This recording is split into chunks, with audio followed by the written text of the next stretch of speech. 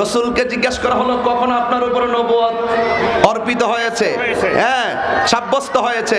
রাসূল বলেন ওয়া আদামু বাইনা রূহি ওয়াল জাসাদ, আদম যখন তার রূহ এবং দেহের মাঝামাঝি তখন আমি নবী ছিলাম।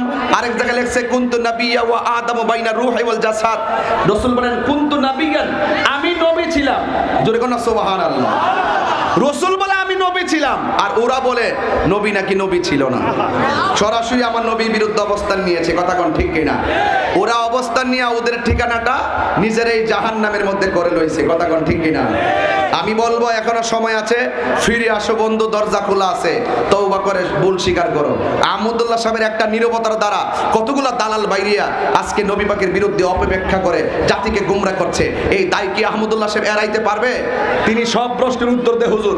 রাস্তার মধ্যে হাসির ডিম পায়ে বেসন যাইবো কিনা এটার উত্তর দেয়। আবার বাসের মধ্যে বসলে পুরুষ মহিলা